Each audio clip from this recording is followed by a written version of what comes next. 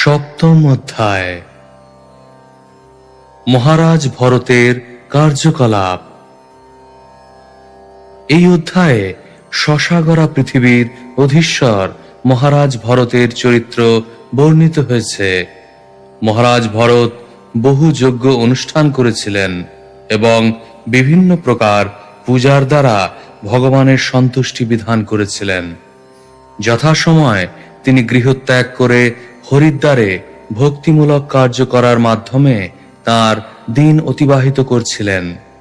তার পিতা ভগবান ঋষভদেবের আদেশ অনুসারে মহারাজ ভরত বিশ্বরূপের কন্যা পঞ্চজনীকে বিবাহ করেন। তারপর তিনি শান্তিপূর্ণভাবে সারা পৃথিবী শাসন করেন। পূর্বে এই বর্ষটি অজনাভ বর্ষ নামে পরিচিত ছিল, কিন্তু পরে ভরত মহারাজের নাম অনুসারে তার নাম হয় ভারতবর্ষ। পঞ্চজনীর গর্ভে ভরত মহারাজের 5টি পুত্র হয় এবং তিনি তাদের নাম দেন সুমতি, রাষ্ট্রভৃত, সুদর্শন, আবরণ এবং ধূম্রকেতু। তার পিতার পদাঙ্ক অনুসরণ করে ভরত মহারাজ ধর্ম অনুষ্ঠানে অত্যন্ত নিষ্ঠাপরায়ণ ছিলেন। তাই তিনি অত্যন্ত সাফল্যের সঙ্গে প্রজা পালন করেছিলেন। বিবিধ যজ্ঞ অনুষ্ঠানের দ্বারা ভগবানের প্রসন্নতা বিধান করার ফলে তিনি নিজেও অত্যন্ত প্রসন্ন ছিলেন। অবিচলিত মনে তিনি ভগবান বাসুদেবে তার ভক্তি বর্ধিত করেছিলেন। তিনি নারদ আদি ঋষিদের সিদ্ধান্ত হৃদয়ঙ্গম করে তাদের পদাঙ্ক অনুসরণ করেছিলেন। তিনি ভগবান বাসুদেবকে সর্বদা তার হৃদয়ে ধারণ করতেন। তার রাজকীয় কর্তব্য সম্পাদন করার পর তিনি তার 5 পুত্রের মধ্যে তার রাজ্য বন্টন করে দিয়েছিলেন। তারপর তিনি গৃহত্যাগ করে পুলহাশ্রমে গিয়েছিলেন। সেখানে বনের ফলমূল খেয়ে তিনি ভগবান বাসুদেবের আরাধনা করেছিলেন। এইভাবে বাসুদেবের প্রতি ভক্তি বর্ধিত হওয়ার ফলে তিনি দিব্য আনন্দ অনুভব করতে থাকেন। তার অতি উন্নত ভক্তির প্রভাবে ভগবত ভক্তির লক্ষণ স্বরূপ রোমাঞ্চ, কম্প, অশ্রু আদি অষ্টসাত্ত্বিক বিকার কখনো কখনো প্রকাশ পেতে থাকে। মহারাজ ভরত ঋগ্বেদে বর্ণিত গায়ত্রী মন্ত্রের মাধ্যমে সূর্যমণ্ডলে হিরণ্যময় পুরুষ নারায়ণের আরাধনা করেছিলেন। শ্লোক 1। श्री शुक उवाच भरतस्तु महाभागवतो यदा भगवता वनितल परिपालनाय सचिन्तितस्तद अनुशासनपरः पंचजनिं विश्वरूप दुहितरम उपयेमे। অনুবাদ। সুখদেব গোস্বামী মহারাজ পরীক্ষিতকে বললেন, হে রাজন, মহারাজ ভরত ছিলেন মহাভাগবত। তিনি তার পিতার সংকল্প অনুসারে রাজ সিংহাসনে অধিষ্ঠিত হয়ে পৃথিবী শাসন করতে শুরু করেছিলেন। তিনি তার পিতার আদেশ অনুসারে বিশ্বরূপের কন্যা পঞ্চজনীকে বিবাহ করেন। শ্লোক 2। तस्यामु हवा आत्मजान कार्त्स्नेनानुरूपानात्मनः पंचजनयामास भूतादिरिव भूतसूक्ष्माणि सुमतिं राष्ट्रभृतं सुदर्शनम् आवरणं धूम्रकेतुमिति। অনুবাদ। অহংকার থেকে যেমন পঞ্চতন্মাত্রের উৎপত্তি হয়, তেমনি মহারাজ ভরত তার পত্নী পঞ্চজনীর গর্ভে 5টি পুত্র উৎপাদন করেছিলেন। তার সেই পুত্রদের নাম ছিল সুমতি, রাষ্ট্রভৃত, সুদর্শন, আবরণ এবং ধূম্রকেতু। শ্লোক 3। अजनाभं नामैतद्वर्षं भारतम् इति यत आरभ्य व्यपदिशन्ति। অনুবাদ। পূর্বে এই বর্ষের নাম ছিল অজনাভ, কিন্তু মহারাজ ভরতের রাজত্বকাল থেকে তা ভারতবর্ষ নামে পরিচিত হয়। তাৎপর্য: পূর্বে মহারাজ নাভির রাজত্বের ফলে এই বর্ষের নাম ছিল অজনাভ।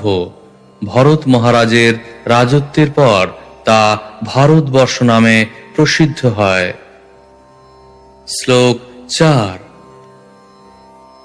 स बहुविन्महिपतिः पितृपितामहवधूर्वत्सलतया स्वे स्वे कर्मणि वर्तमानाः प्रजाः स्वधर्मम् अनुवर्तमानः पर्यपालयत्।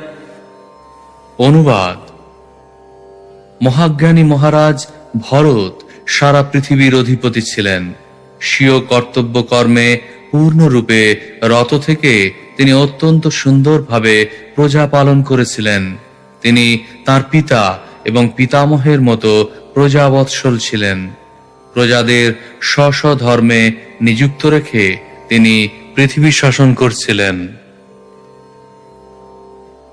তাৎপর্য: রাষ্ট্রপ্রধানদের পক্ষে নাগরিকদের স্বধর্মে পূর্ণরূপে নিযুক্ত রেখে রাজ্য শাসন করা কর্তব্য।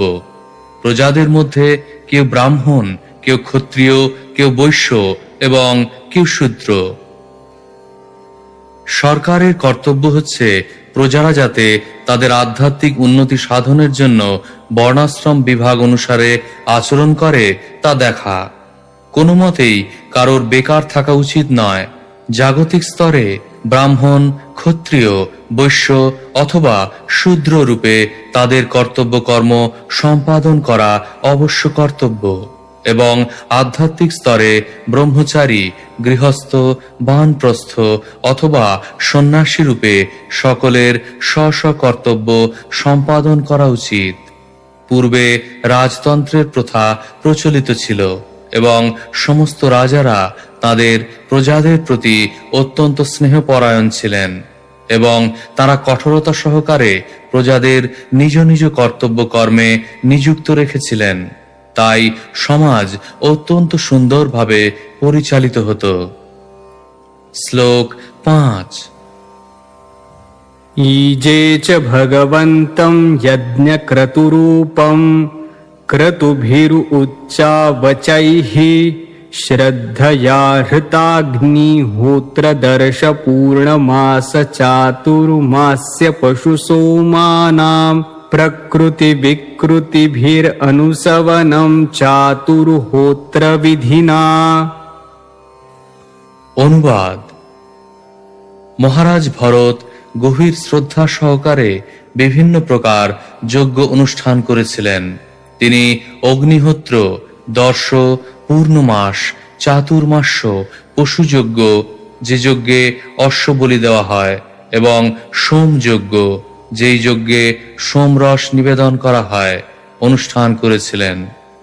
কখনো কখনো এই সমস্ত যজ্ঞ পূর্ণরূপে এবং কখনো আংশিক রূপে সম্পাদন করা হয়েছিল। সমস্ত যজ্ঞই তিনি চাতুর্হোত্র বিধির দ্বারা নিষ্ঠা সহকারে সম্পাদন করেছিলেন। এইভাবে ভরত মহারাজ পরমেশ্বর ভগবানের আরাধনা করেছিলেন। তাৎপর্য: যজ্ঞ সার্থক হয়েছে কিনা তা পরীক্ষা করার জন্য অশ্ব এবং গো উৎসর্গ করা হতো। পশুবধ করার কোনো উদ্দেশ্য ছিল না। প্রকৃতপক্ষে যজ্ঞাগ্নিতে যে পশু উৎসর্গ করা হতো, যে নবীন শরীর প্রাপ্ত হতো। সাধারণত যজ্ঞাগ্নিতে বৃদ্ধ পশুকে উৎসর্গ করা হতো এবং সেই পশু তরুণ শরীর প্রাপ্ত হয়ে ফিরে আসত। কোনো কোনো যজ্ঞে অবশ্য পশু বলির প্রয়োজন হতো না। বর্তমান যুগে পশু বলি নিষিদ্ধ। সে সম্বন্ধে শ্রী চৈতন্য মহাপ্রভু বলেছেন, अश्वमेधं गवालम्भं सन्न्यासं पैलपैतृकं देवरेण सुतोत्पत्तिं कलौ पंच विवर्जयेत्। এই কলিযুগে অশ্বমেধ যজ্ঞ, গোমেধ যজ্ঞ, সন্ন্যাস, পিতৃশ্রাদ্ধে মাংস নিবেদন এবং দেবরের দ্বারা সন্তান উৎপাদন, এই 5টি কর্ম নিষিদ্ধ। শ্রী চৈতন্য চরিতামৃত আদি 17-164। উপযুক্ত ব্রাহ্মণ অথবা ঋত্বিকের অভাবে এই যুগে এই ধরনের যজ্ঞ অনুষ্ঠান করা সম্ভব নয়। তাই এই যুগে সংকীর্তন যজ্ঞের নির্দেশ দেওয়া হয়েছে। যজ্ঞই সংকীর্তন প্রায়োজয়ন্তি হি সুমেধস্য। শ্রীমদ্ ভাগবত 11:5-32। প্রকৃতপক্ষে যজ্ঞ অনুষ্ঠান করা হয় ভগবানের সন্তুষ্টি বিধানের জন্য।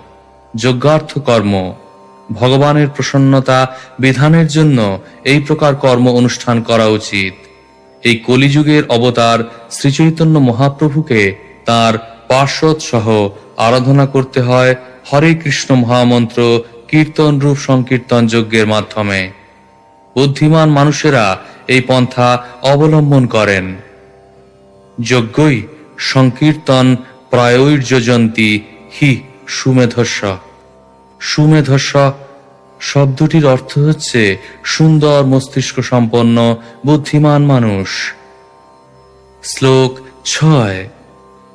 सम्प्रचरत्सु नानायागेषु विरचिताङ्गक्रियेष्व पूर्वम् यत्तत् क्रियाफलम् धर्माख्यम् परे ब्रह्मणि यज्ञपुरुषे सर्वदेवतालिङ्गानाम् मन्त्राणाम् अर्थनियामकतया साक्षात्कर्तरि परदेवतायाम् भगवति वासुदेव एव भावयमान आत्मनैपुण्यमृदितकषायो हविष्वध्वर्यभिर्गृह्यमाणेषु स यजमानो यज्ञभाजो देवांस्तान् पुरुषावयवेष्वभ्यध्यायत्। অনুবাদ। বিভিন্ন যজ্ঞের প্রারম্ভিক কার্য সম্পাদন করার পর মহারাজ ভরত তা ধর্মের নামে ভগবান বাসুদেবকে নিবেদন করেছিলেন। অর্থাৎ তিনি সমস্ত যজ্ঞ বাসুদেব শ্রীকৃষ্ণের প্রসন্নতা বিধানের জন্য অনুষ্ঠান করেছিলেন। মহারাজ ভরত বিচার করেছিলেন যে যেহেতু দেবতারা হচ্ছেন বাসুদেবের বিভিন্ন অঙ্গ প্রত্যঙ্গ, তাই বৈদিক মন্ত্রে যে সমস্ত দেবতাদের বর্ণনা করা হয়েছে তিনি তাদের নিয়ন্ত্রণ করেন। এইভাবে চিন্তা করার ফলে মহারাজ ভরত কাম, ক্রোধ, লোভ আদি সমস্ত জড়কলুষ থেকে মুক্ত হয়েছিলেন। পুরোহিতেরা যখন যজ্ঞাগ্নিতে আহুতি প্রদান করার জন্য হবি গ্রহণ করতেন তখন মহারাজ ভরত অত্যন্ত দক্ষতার সঙ্গে হৃদয়ঙ্গম করতেন কিভাবে বিভিন্ন দেবতাদের উদ্দেশ্যে অর্পিত সেই সমস্ত আহুতি ভগবানের বিভিন্ন অঙ্গ প্রত্যঙ্গে নিবেদন করা হচ্ছে। যেমন ইন্দ্র হচ্ছেন ভগবানের বাহু এবং সূর্য হচ্ছে তার চক্ষু। এইভাবে মহারাজ ভরত জানতেন যে বিভিন্ন দেবতাকে নিবেদিত আহুতি প্রকৃতপক্ষে ভগবান বাসুদেবের বিভিন্ন অঙ্গ প্রত্যঙ্গকে নিবেদন করা হচ্ছে। তাৎপর্য: পরমেশ্বর ভগবান বলেছেন যে যতক্ষণ পর্যন্ত শ্রবণ কীর্তন সমন্বিত শুদ্ধ ভক্তির বিকাশ না হয় ততক্ষণ পর্যন্ত তার কর্তব্য কর্ম সম্পাদন করা মানুষের অবশ্য কর্তব্য। ভরত মহারাজ যেহেতু ছিলেন একজন মহাভাগবত, তাই প্রশ্ন হতে পারে কেন তিনি কর্মীদের মতো এই সমস্ত যজ্ঞ করেছিলেন। তার কারণ হচ্ছে যে তিনি কেবল বাসুদেবের আদেশ পালন করছিলেন। শ্রীকৃষ্ণ ভগবদ গীতায় বলেছেন, সর্বধর্মান পরিত্যাজ্য মামেকং শরণং ব্রজ। সব রকম ধর্ম পরিত্যাগ করে কেবল আমার শরণাগত হও। ভগবদ গীতা 18:66। আমাদের সমস্ত কর্মের মাধ্যমে নিরন্তর বাসুদেবকে স্মরণ করতে হবে। মানুষ সাধারণত বিভিন্ন দেবদেবীদের প্রণাম করে, কিন্তু ভরত মহারাজ কেবল ভগবান বাসুদেবের প্রসন্নতা বিধান করতে চেয়েছিলেন। ভগবদ গীতায় সেই সম্বন্ধে বলা হয়েছে, ভক্তারং যজ্ঞ তপসাং সর্বলোক মহেশ্বরম। ভগবদ গীতা 5:29। কোনো বিশেষ দেবতার প্রসন্নতা বিধানের জন্য যজ্ঞ অনুষ্ঠান করা যেতে পারে, কিন্তু যজ্ঞ যখন যজ্ঞ পুরুষ নারায়ণের উদ্দেশ্যে নিবেদিত হয় তখন সমস্ত দেবতারা তৃপ্ত হন। বিভিন্ন যজ্ঞ অনুষ্ঠানের উদ্দেশ্য হচ্ছে ভগবানের সন্তুষ্টি বিধান। বিভিন্ন দেবদেবীর নামে অথবা সরাসরিভাবে ভগবানের উদ্দেশ্যে যজ্ঞ করা যায়। আমরা যদি সরাসরিভাবে ভগবানকে নৈবেদ্য নিবেদন করি তাহলে দেবতারা আপনা থেকেই সন্তুষ্ট হন। গাছের গোড়ায় জল দিলে ডালপালা, ফুল, ফল আপনা থেকেই তৃপ্ত হয়। কেউ যখন বিভিন্ন দেবতাদের উদ্দেশ্যে যজ্ঞ অনুষ্ঠান করেন তখন তাঁর স্মরণ রাখা উচিত যে দেবতারা হচ্ছেন ভগবানের শরীরের বিভিন্ন অঙ্গ প্রত্যঙ্গ। আমরা যদি কোনো ব্যক্তির হাতের সেবা করি তাহলে তার উদ্দেশ্য হচ্ছে সেই ব্যক্তির সন্তুষ্টি বিধান করা। আমরা যদি কারো পা টিপি তখন প্রকৃতপক্ষে আমরা পায়ের সেবা করি না, যার পা তার সেবা করি। সমস্ত দেবতারা হচ্ছেন ভগবানের বিভিন্ন অংশ এবং আমরা যদি তাদের সেবা করি তাহলে প্রকৃতপক্ষে আমরা ভগবানেরই সেবা করি। ব্রহ্ম সংহিতায় দেবদেবীদের পূজা করার কথা উল্লেখ করা হয়েছে, কিন্তু প্রকৃতপক্ষে সেই শ্লোকগুলি পরমেশ্বর ভগবান গোবিন্দেরই ভজনা করার নির্দেশ দিচ্ছে। যেমন ব্রহ্ম সংহিতায় 5:44 দুর্গা দেবীর পূজার উল্লেখ করা হয়েছে। सृष्टिस्थिति प्रलय साधन शक्तिरेका छायेव यस्य भुवनानि बिभर्ति दुर्गा इच्छानुरूपम् अपि यस्य च चेष्टते सा गोविन्दमादिपुरुषं तमहं भजामि। শ্রীকৃষ্ণের আদেশ অনুসারে দুর্গা দেবী সৃষ্টি, পালন এবং বিনাশ কার্য সম্পাদন করেন। শ্রীকৃষ্ণ ভগবদ গীতায় এই তত্ত্ব প্রতিপন্ন করেছেন। মায়াধ্যক্ষেন প্রকৃতি সুহতে সচরাচরম। হে কৌন্তেয়, আমার নির্দেশ অনুসারে এই জড়া প্রকৃতি স্থাবর এবং জঙ্গম সমস্ত জীবদের উৎপন্ন করে। ভগবদ গীতা 9:10। এই ভাবনা নিয়ে দেবদেবীদের পূজা করা উচিত। যেহেতু দুর্গা দেবী কৃষ্ণের প্রসন্নতা বিধান করেন, তাই দুর্গা দেবীকে সম্মান প্রদর্শন করা আমাদের কর্তব্য। শিব যেহেতু শ্রীকৃষ্ণেরই অংশ, তাই শিবের প্রতি শ্রদ্ধা নিবেদন করা উচিত। তেমনি ব্রহ্মা, অগ্নি, সূর্যাদি দেবতাদের শ্রদ্ধা নিবেদন করা উচিত। বিভিন্ন দেবদেবীদের বিভিন্ন প্রকার নৈবেদ্য নিবেদন করা হয় এবং আমাদের সব সময় মনে রাখা উচিত যে এই সমস্ত নিবেদনের উদ্দেশ্য হচ্ছে পরমেশ্বর ভগবানের সন্তুষ্টি বিধান করা। ভরত মহারাজ দেবদেবীদের কাছ থেকে কোনো বরের আশা করেননি। তার উদ্দেশ্য ছিল কেবল পরমেশ্বর ভগবানের সন্তুষ্টি বিধান করা। মহাভারতে বিষ্ণুর সহস্র নামে উল্লেখ করা হয়েছে। যজ্ঞ ভোগ, যজ্ঞ ক্রীড, যজ্ঞ, যজ্ঞের ভোক্তা, যজ্ঞের কর্তা এবং যজ্ঞ স্বয়ং হচ্ছেন পরমেশ্বর ভগবান। পরমেশ্বর ভগবান সবকিছুরই অনুষ্ঠান কর্তা, কিন্তু অজ্ঞতাবশত জীব মনে করে যে সে হচ্ছে কর্তা। আমরা যতক্ষণ পর্যন্ত নিজেদের কর্তা বলে অভিমান করি ততক্ষণ আমাদের কর্মবন্ধে আবদ্ধ থাকতে হয়। আমরা যদি যজ্ঞের উদ্দেশ্যে, কৃষ্ণের উদ্দেশ্যে কর্ম করি তাহলে আর কর্মবন্ধন থাকে না। যজ্ঞার্থাৎ কর্মনহনত্র লোকহয়ং কর্মবন্ধন। বিষ্ণুর উদ্দেশ্যে যজ্ঞরূপ কর্ম অনুষ্ঠান করা কর্তব্য, তা না হলে আমাদের কর্ম এই জড়জগতের বন্ধনের কারণ হয়। ভগবদ গীতা 3:9। ভরত মহারাজের উপদেশ অনুসারে আমাদের ব্যক্তিগত স্বার্থে কর্ম না করে পরমেশ্বর ভগবানের সন্তুষ্টি বিধানের জন্য কর্ম করা উচিত।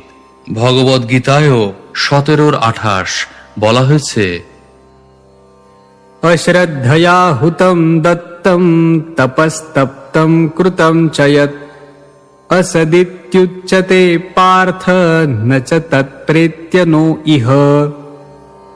পরমেশ্বর ভগবানের প্রতি শ্রদ্ধা পরায়ণ না হয়ে যে যজ্ঞ, তপস্যা এবং দান করা হয় তা অসৎ বা অনিত্য।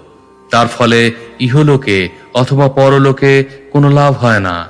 মহারাজ অম্বরীশের মতো রাজর্ষিরা যারা ছিলেন ভগবানের শুদ্ধ ভক্ত, তারা কেবল ভগবানের সেবাতেই তাদের সময় অতিবাহিত করতেন।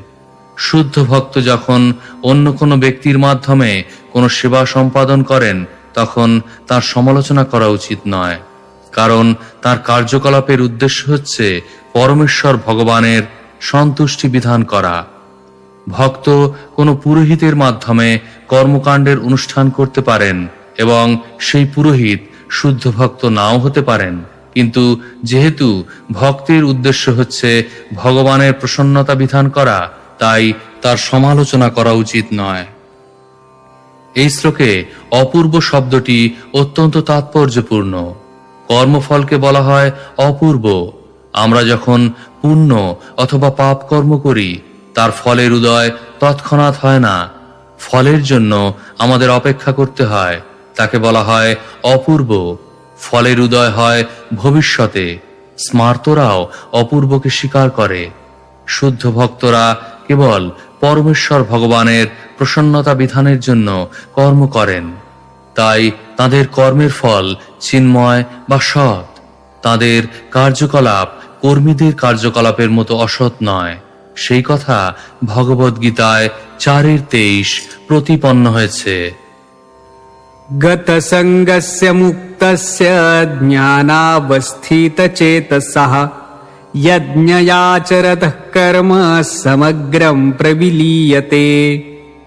যারা প্রকৃতির গুণের প্রতি আসক্ত নন এবং যারা দিব্য জ্ঞানে পূর্ণরূপে অবস্থিত, তারা সম্পূর্ণরূপে চিন্ময় লোকে প্রবিষ্ট হন।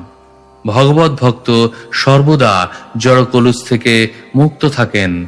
তিনি সম্পূর্ণরূপে জ্ঞানে অবস্থিত এবং তাই তার যজ্ঞের উদ্দেশ্য হচ্ছে পরমেশ্বর ভগবানের সন্তুষ্টি বিধান করা। শ্লোক 7। एवं कर्म विशुद्ध्या विशुद्धः सत्त्वस्यान्तर्धयाकाश शरीरे ब्रह्मणि भगवती वासुदेवे महापुरुषरूपोपलक्षणे श्रीवत्सकौस्तुभवनमाला हृदरगदाधिभिरुपलक्षिते निज पुरुषहृत लिखितेन आत्मनि पुरुषरूपेण विरोचमान उच्चैस्तरां भक्तिर अनुदिन मेधमानरयाजायत। অনুবাদ: এইভাবে যজ্ঞ অনুষ্ঠানের দ্বারা পবিত্র হয়ে মহারাজ ভরতের হৃদয় সম্পূর্ণরূপে নির্মল হয়েছিল। শ্রীকৃষ্ণের প্রতি তার ভক্তি দিন দিন বর্ধিত হয়েছিল। বসুদেব তনয় ভগবান শ্রীকৃষ্ণ পরমাত্মা রূপে এবং নির্বিশেষ ব্রহ্মরূপে প্রকাশিত হন। যোগীরা তাদের হৃদয়াকাশে পরমাত্মা রূপে তার ধ্যান করেন। জ্ঞানীরা নির্বিশেষ ব্রহ্মরূপে তার পূজা করেন এবং ভক্তরা পরমেশ্বর ভগবান রূপে তার ভজনা করেন। যার চিন্ময় রূপের বর্ণনা শাস্ত্রে করা হয়েছে, তার শ্রীঅঙ্গ, শ্রীবৎস, কৌস্তব মুনি এবং বনমালায় ভূষিত এবং তার হাতে শঙ্খ, চক্র, গদা এবং পদ্ম শোভা পায়। নারদাদি ভক্তরা সর্বদা তাদের হৃদয়ে তাঁর ধ্যান করেন। তাৎপর্য: বাসুদেব বা শ্রীকৃষ্ণ হচ্ছেন ভগবান। তিনি যোগীদের হৃদয়ে পরমাত্মা রূপে প্রকাশিত হন এবং জ্ঞানীদের দ্বারা নির্বিশেষ ব্রহ্মরূপে পূজিত হন। শাস্ত্রে পরমাত্মাকে শঙ্খ, চক্র, গদা এবং পদ্মধারী চতুর্ভুজ রূপে বর্ণনা করা হয়েছে। শ্রীমদ্ ভাগবতে 2:2-8 প্রতিপন্ন হয়েছে। केचित् स्वदेहान्तर्हयावकाशे प्रादेशमात्रं पुरुषं वसन्तं चतुर्भुजं कञ्जरथाङ्गशङ्खं गदाधरं धारणया स्मरन्ति। পরমাত্মা সমস্ত জীবের হৃদয়ে বিরাজ করেন। তিনি চতুর্ভুজ এবং তার সেই চার হাতে তিনি শঙ্খ, চক্র, গদা এবং পদ্ম ধারণ করেন। ভক্তরা তাদের হৃদয়ে পরমাত্মার ধ্যান করেন এবং মন্দিরে তারা সেই পরমেশ্বর ভগবানেরই পূজা করেন। তারা জানেন যে ভগবানের দেহ নির্গত রশ্মিচ্ছটাই হচ্ছে নির্বিশেষ ব্রহ্মজ্যোতি। শ্লোক 8। एवं वर्षायुत सहस्त्र पर्यंतावसित कर्म निर्वाणावसरोधिभुज्यमानं स्वतनयेभ्यो रिक्थं पितृपैतामहं यथादायं विभज्य स्वयं सकल संपन्निकेतास्त्वनिकेतात् पुलहाश्रमं प्रव्रव्राज। অনুবাদ: নিয়তি মহারাজ ভরতের জড় ঐশ্বর্য ভোগের কাল 1 কোটি বছর পর্যন্ত নির্ধারণ করেছিল। সে নির্দিষ্ট সময় গত হলে তিনি তার পিতৃপিতামহের ধনসম্পদ তার পুত্রদের মধ্যে ভাগ করে দিয়ে সমস্ত ঐশ্বর্যের আগার স্বরূপ তার পৈতৃক গৃহ পরিত্যাগ করে হরিদ্বারে, যেখানে শালগ্রাম শিলা পাওয়া যায়, সেই পুলহাশ্রমে গমন করেছিলেন। তাৎপর্য: দায় ভাগ নিয়ম অনুসারে যখন কেউ কোনো সম্পত্তি প্রাপ্ত হন, তখন তার কর্তব্য হচ্ছে পরবর্তী উত্তরাধিকারীর হস্তে তা সমর্পণ করা। ভরত মহারাজ যথাযথভাবে তা করেছিলেন।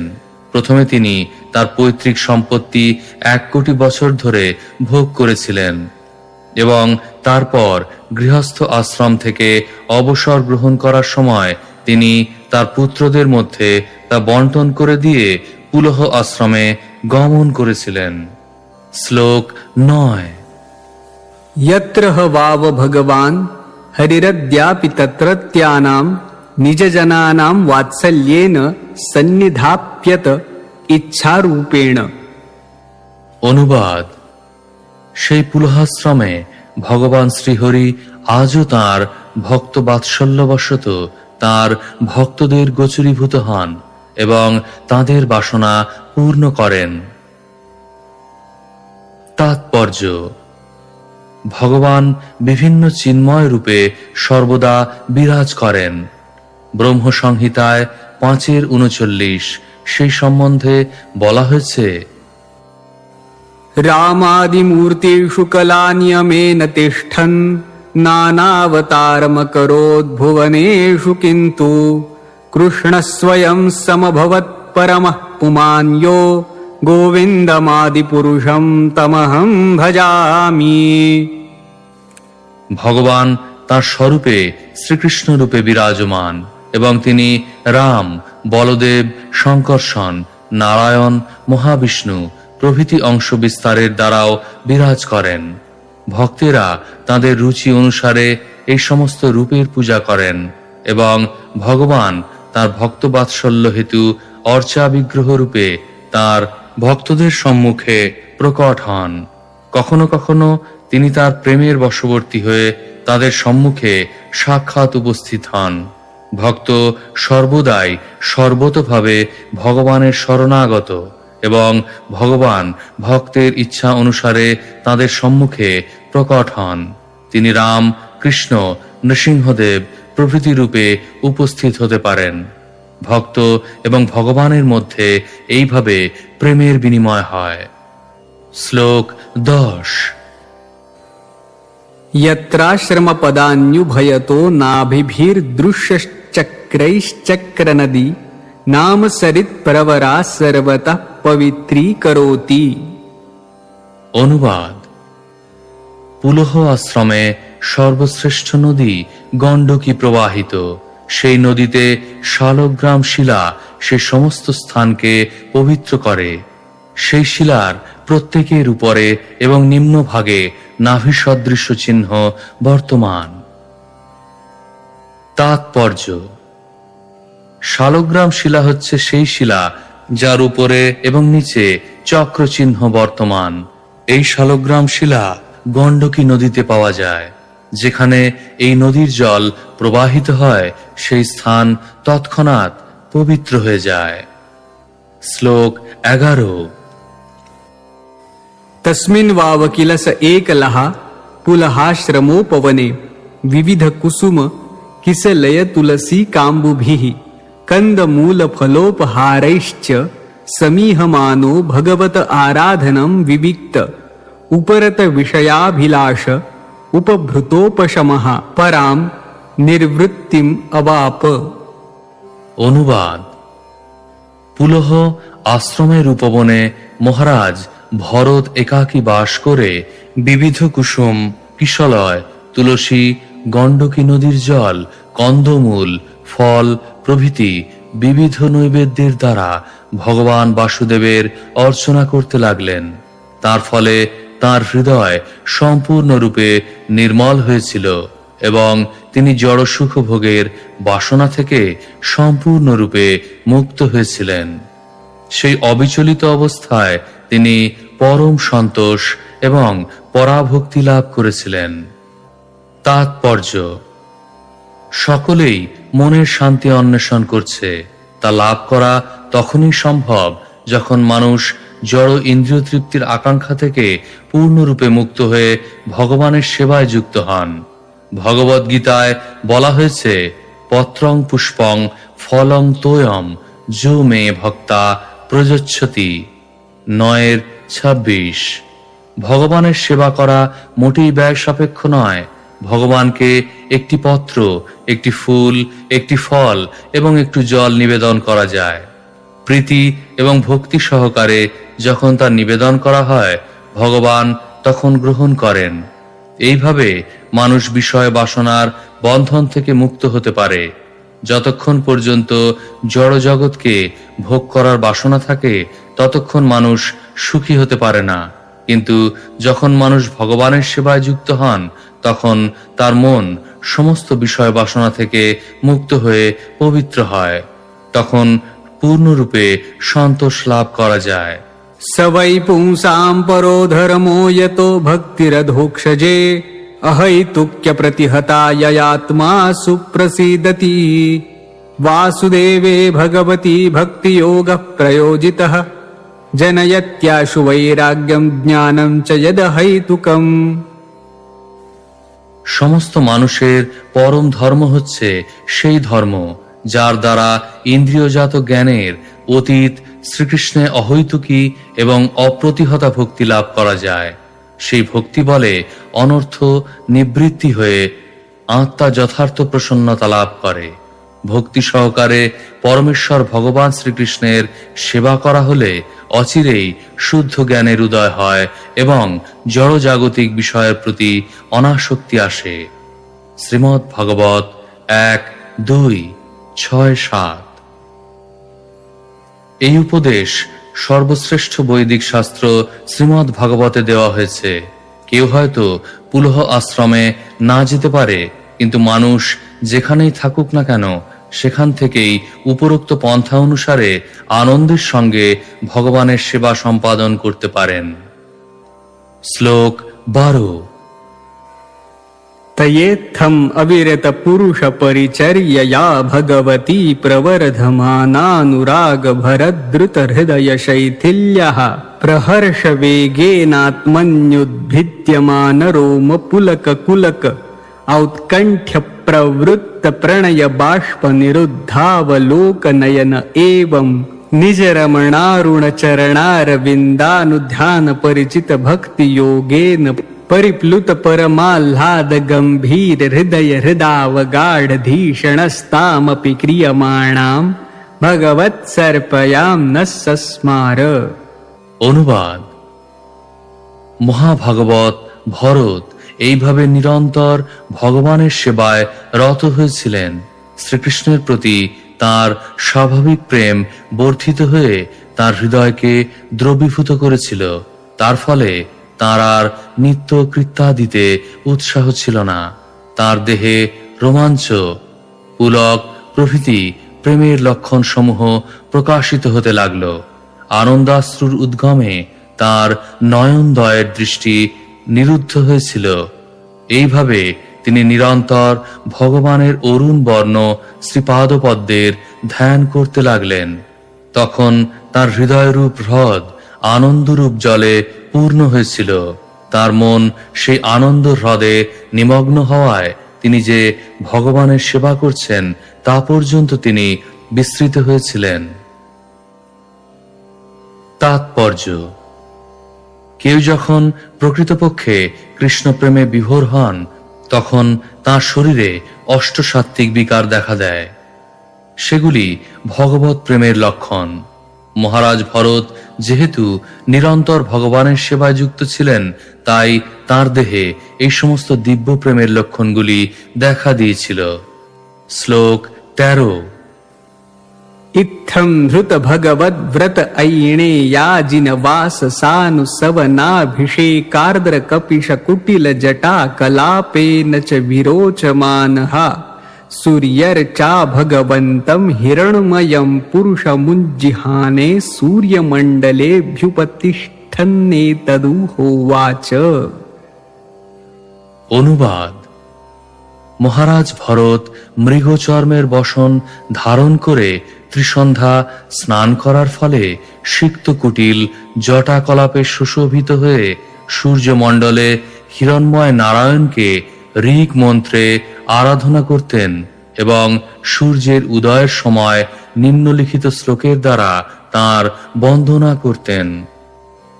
তাৎপর্য: সূর্যমণ্ডলের আরাধ্য দেবতা হচ্ছেন হিরণ্ময় ভগবান নারায়ণ। তাঁর আরাধনা ওং ভূর্ভুবঃ স্বঃ তৎ সবিতুর্বরেণ্য ভর্গো দেবস্য ধীমহি এই গায়ত্রী মন্ত্রের দ্বারা করা হয়। তিনি অন্যান্য ঋক মন্ত্রের দ্বারাও আরাধিত হন, যেমন ধেয় সদা সবিতৃমণ্ডল মধ্যবর্তী। সূর্যমণ্ডলে ভগবান নারায়ণ অবস্থিত এবং তার অঙ্গকান্তি হিরণ্ময়। শ্লোক 14। परो रजस्य वितुर्जातवेदो देवस्य भर्गो मनसेदं जजान सुरेतसादः पुनराविश्य चष्टे हंसं गृध्राणं दृषदृङ्गरामिमः।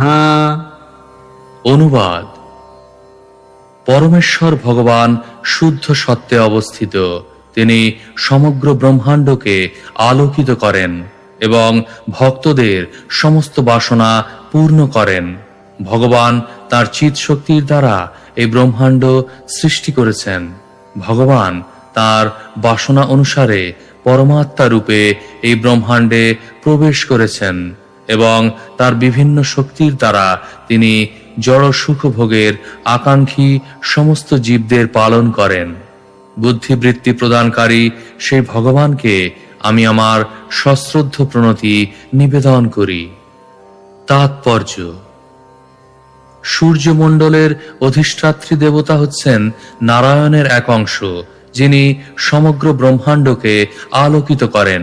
ভগবান পরমাত্মা রূপে সমস্ত জীবের হৃদয়ে প্রবেশ করেন এবং তিনি তাদের বুদ্ধি প্রদান করেন এবং তাদের সমস্ত জড়বাসনা পূর্ণ করেন। সেই কথা ভগবদ গীতায়ও প্রতিপন্ন হয়েছে। সর্বস্ব চাহং হৃদি সন্নিবিষ্ট, আমি সকলের হৃদয়ে বিরাজমান। ভগবদ গীতা 15:15। পরমাত্মা রূপে ভগবান প্রতিটি জীবের হৃদয়ে প্রবেশ করেন। সেই কথা ব্রহ্ম সংহিতাতেও 5:35 উল্লেখ করা হয়েছে। অণ্ডান্তরস্থ পরমাণু চয়ন্তরস্থম, তিনি সব কয়টি ব্রহ্মাণ্ডে প্রবেশ করেন এবং প্রতিটি পরমাণুতেও প্রবেশ করেন। ঋগ্বেদে এই মন্ত্রে সূর্যের অধিষ্ঠাত্রী দেবতার আরাধনা হয়। ধেয় সদা সবিতৃমণ্ডল মধ্যবর্তী নারায়ণ সরসিজা সন্নিবিষ্ট। সূর্যমণ্ডলে নারায়ণ তার পদ্মফুলে উপবিষ্ট। এই মন্ত্র উচ্চারণের দ্বারা প্রতিটি জীবের সূর্যোদয়ের সময় নারায়ণের শরণাগত হওয়া উচিত। আধুনিক বৈজ্ঞানিকদের মতে সমগ্র জগৎ সূর্যের জ্যোতিতে অবস্থিত। সূর্য কিরণের ফলে সব কয়টি গ্রহ আবর্তিত হচ্ছে এবং বনস্পতি নিচয়ের বৃদ্ধি হচ্ছে। আমরা জানি যে চন্দ্রকিরণও বনস্পতি এবং তরুলতার বৃদ্ধিতে সহায়তা করে। প্রকৃতপক্ষে সূর্যমণ্ডলের নারায়ণ সমগ্র ব্রহ্মাণ্ডকে পালন করেন। তাই গায়ত্রী মন্ত্র বা ঋক মন্ত্রের দ্বারা নারায়ণের আরাধনা করা উচিত। ইতি শ্রীমদ্ ভাগবতের পঞ্চম স্কন্ধের মহারাজ ভরতের কার্যকলাপ নামক সপ্তম অধ্যায়ের ভক্তি বেদান্ত তাৎপর্য।